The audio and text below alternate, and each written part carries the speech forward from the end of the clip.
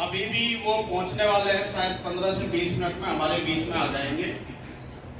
इससे पहले मैं आग्रह करूंगा अपने जीएम के साहब से, श्री अनिल कुमार चौहान जी से, कि वो डेस्क पर आए और हमारे किसानों का वेलकम। आज ये बसंतकालीन गन्ना गोष्ठी का आयोजन किया गया है, जो हमारी गन्ना बुआई इस समय चल रही है। उसमें कौन कौन से ऐसे सुझाव, कौन कौन से ऐसी तकनीकी ज्ञान जिसको इस माध्यम से आप तक पहुंचाया जाए, ताकि आप लोग उसको खेती में अपना करके ज़्यादा से। तो हम सभी किसान भाइयों से इस मंच के माध्यम से आग्रह करते हैं कि जो भी चीनी मिल की राख है बाहर निकली हुई है और कुछ किसानों ने डाला है, उसका बहुत अच्छे परिणाम है, क्योंकि उसमें पोटास रिच है। तो पोटास की मात्रा है। पोटास के 3 काम हैं। नंबर 1 काम कि गन्ने में कोई भी कीड़ा बीमारी को लड़ने की क्षमता पैदा कर देता है पोटास। दूसरा, सीधा उसका संबंध जो है पैदावार से है, मोटाई बढ़ा देता है। गन्ने की मोटाई बढ़ा देगा। गेहूं में लगाओगे, गेहूं की जो है दाने की मोटाई बढ़ा देगा। आलू में लगाओगे, आलू के दाने की मोटाई बढ़ा देगा। और तीसरा है पानी, अत्यधिक पानी या सूखा, उससे सहन करने की क्षमता पोटास के माध्यम से होती है। तो पोटास बहुत जरूरी है। इसको या तो आप मिलिटा पोटास के माध्यम से या राखी के माध्यम से, 2 ही इसके माध्यम है कि आप जो है गन्ना या जो भी फसल है उसमें आप इसकी पूर्ति करें। आज हमारी इस गोष्ठी को 4 चांद इसलिए लगे कि हमारे एक हिसाब से अगर समझेंगे, एज के हिसाब से भी जिले के जो गन्ने के बिल्कुल टॉप मोस्ट जिला गन्ना अधिकारी स्वागत उपरांत मैं अपने बीच में एक छोटा सा, क्योंकि हमारे युवा किसान हैं और इनके द्वारा नील की राख का विशेष प्रयोग कर अपने खेत में डालकर, और इन्होंने ही ऐसा महसूस कराया, इन्होंने ही ऐसा जानकारी हमें दी कि इस राख में क्या है, कितना तत्व है, जिसकी वजह से आज हमारी कंडीशन ये है कि हमारे पास राख बैलेंस में नहीं है। सब जितनी भी प्रोडक्शन डेली हो रही है वो सब किसानों के बीच में ही, किसानों के खेत में ही जारी है। और मैं अब निवेदन करूंगा अपने युवा किसान श्री विपिन जी नेवादा वजड़ू, उनके द्वारा प्रयोग किया गया जो राख का प्रयोग है, कृपया करके अपना 2 शब्दों में आके अपना एक्सपीरियंस साझा सभी किसानों से करेंगे। श्री विपिन कुमार। मैंने राख का यूज किया है। मेरी जमीन जो है पहले तो डॉक्टर थी, काम करते थे, थोड़ी टाइट होती थी।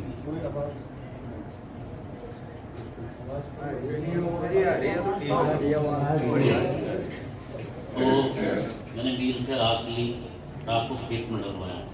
उसके बाद मुझे रिजल्ट ये आया कि बिजाई की, उसके बाद जो मेरी फसल हुई वो गेहूं की जो यील्डिंग की इतनी ज़्यादा हुई, उसका कारण ये रहा कि राख की वजह से एक तो मिट्टी जो है भुरभुरी हो गई, दूसरा कि पानी सड़ने की वजह से जो जड़ों में फंगस आती है वो राख के डलने से वो फंगस होती है।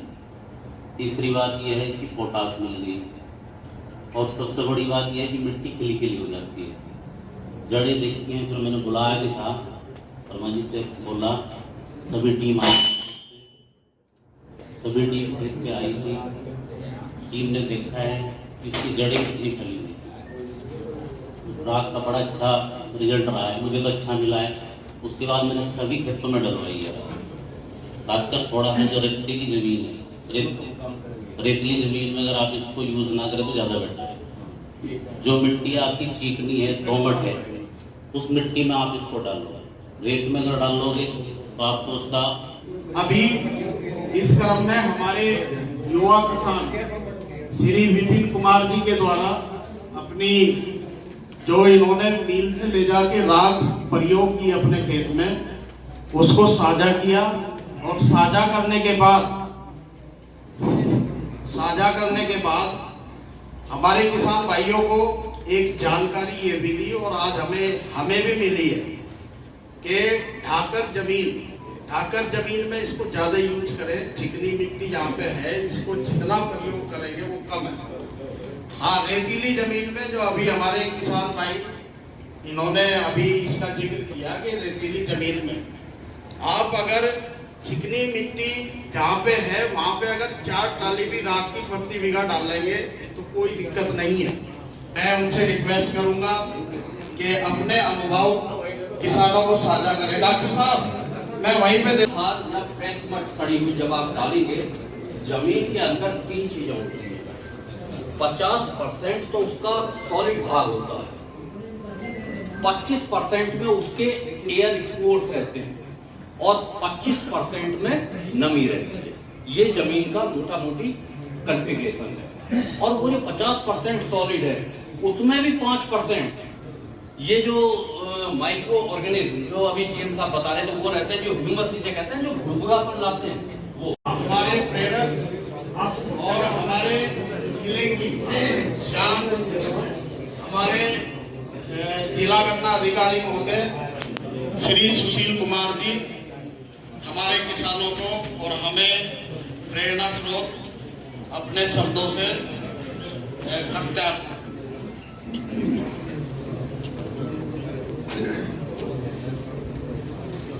बजाज शुगर के द्वारा आयोजित बसंतकालीन गन्ना बुआई गोष्ठी में आए हमारे किसान भाइयों और मंचासीन अधिकारी पदाधिकारी सभी लोगों का स्वागत है। आज ये गोष्ठी को देख के लग रहा है जैसे इंटरव्यू लेने वाले सवाल पूछा करते हैं, उस तरह से हमारे किसान सवाल पूछ रहे हैं। एक इंटरेक्शन सेशन है। हम यहाँ आए कुछ भी बोल के चले जा रहे हैं, आपको कुछ भी पल्ले न पड़े तो उसका कोई मतलब नहीं होता। एक शुरू में हमारे किसान भाई विपिन क्या नाम है आए थे। उन्होंने जैसे ही राखी के बारे में बताना शुरू किया तो दूसरे किसान भाई ने कहा कि नहीं, वो आपकी जो हार्ड जमीन है जिसे डाक्कर जमीन बोलते हैं उसमें काम करती है, जो रेतीली जमीन है उसमें काम नहीं करती। तो इनका अपना अनुभव उस क्षेत्र में रहा। हमारे दूसरे किसान भाई बैठे हुए हैं। हर बिंदु पे जहाँ पे हमें सूचना पूछनी होती है, कोई जानकारी चाहिए, एक ना दूसरा नहीं तीसरा उस चीज को पूछ रहा है। हमारा किसान डॉक्टर साहब ने बताया कि एक वैज्ञानिक से कम नहीं है, तो वास्तव में गोष्ठी को देख के लगेगा कि हमारा किसान वास्तव में किसी वैज्ञानिक से कम नहीं है। किसी एक किसान को बताइए गन्ने की खेती को शुरुआत से लेकर लास्ट तक और पेमेंट तक पूरी स्थिति को बता देना। मुझे लगता था कि हमारे यहाँ जो है पेमेंट वाली एक टीम है, लेकिन डेवलपमेंट वाली भी एक टीम। जब देखते हैं गोष्ठियाँ होती रहती है, पेमेंट वाली गोष्ठी बहुत होती है। आज गन्ना भवन को घेर रहे हैं और डीएम साहब को घेर रहे हैं, वो गोष्ठी हमारी है, वो पेमेंट वाली गोष्ठी। और ये जो हमारी गोष्ठी है डेवलपमेंट वाली गोष्ठी। तो काफी डिटेल हमारे डॉक्टर साहब आज के संचालक शर्मा जी और ये अपने बीच में जिले के गन्ना अधिकारी यहाँ गोष्ठी में उपस्थित हैं और बहुत ही जैसे साधारण ढंग से एक एक बात पर उनका ध्यान है और उन्होंने हर चीज का सही ढंग से विश्लेषण किया, उसे समझाया। और यहाँ तक कि जो बहुत किसानों की ज़्यादा समस्याएं जैसे अपने चौधरी साहब ने बताया, तो उसके बारे में भी उन्होंने कहा कि मैं उसे जो है अपने स्तर से ठीक करने का प्रयास करूँगा। और इस गोष्ठी में बैठे रहो जी, 1 मिनट भाई साहब, बस आप करता हूँ पानी पी। यही बताया इन्होंने कि जो 2 माह पहले वो चर्चा चलनी चाहिए कि वो कुछ समय बाद चली है। कितनी अच्छी बात है, भाई साहब बहुत अच्छे जानकार हैं कृषि का ही इनकी पढ़ाई रही, सैद्धांतिक भी और व्यवहारिक भी। तो नई नई जानकारी इसी तरह से भाई साहब और बीपी जी ने अपने राख के बारे में बताया कि किस तरह से मैं राख का इस्तेमाल करता हूँ। इस पहली बार उस पर प्राकृतिक खेती के बारे में चर्चा चली थी। तो इस तरह का लगातार हमारा उत्थान होता रहे, अपना जो समाज प्रगतिशील हो, इस तरह की गोष्ठियाँ बहुत लाभदायक रहती हैं। और पेमेंट की बात की, जिसके लिए बहुत लालायित रहते हैं, बड़ा संघर्ष चलता है। और यहाँ सहारनपुर में जो मुख्यालय है उस पर भी धरने प्रदर्शन चलते रहते हैं, उसकी भी चर्चा चली और उसका ध्यान आकर्षित किया।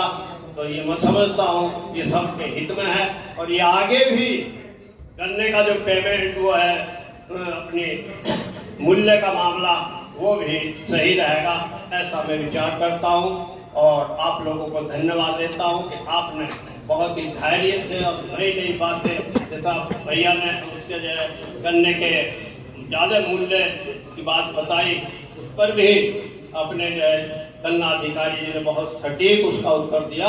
और वो इस तरह की समस्याओं का समाधान, ये हम सबके हित में। बहुत बहुत धन्यवाद।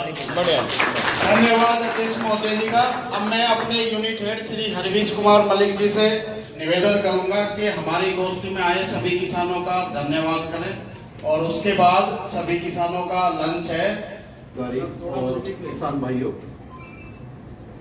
सबका मैं बहुत बहुत स्वागत करता हूं यहाँ बजाज हिंदुस्तान गंगरौली यूनिट में। आप लोगों ने अपना बहुत बहुमूल्य समय दिया यहाँ आके। हमारा उद्देश्य इस गोष्ठी का जो करने का है, मेन सारांश टेक्निकली तो सबने बताया है, बेसिकली ज्ञान का वितरण। जो चीज मैं जानता हूँ दूसरे को बताऊं, दूसरा जो जानता हूँ तीसरे को बताए, उसका वितरण होना चाहिए। आजकल टेक्नोलॉजी बहुत तेजी से बढ़ रही है, जब तक हम उसका इस्तेमाल नहीं करेंगे हम उत्पादन नहीं बढ़ा सकते। जब तक उत्पादन नहीं बढ़ाएंगे हमारी आर्थिक आय नहीं बढ़ेगी। तो उसी क्रम में हमने ये गोष्ठी आयोजित करी। आजकल बीज का कम से कम प्रयोग हो, उत्पादन अधिक से अधिक हो, खाद रासायनिक खाद हम इस्तेमाल इतना कर रहे हैं कि जमीन बहुत हार्ड होती जा रही है, बहुत खराब हो रही, बंजर की तरफ जा रहे हैं। उसका उदाहरण पंजाब में है।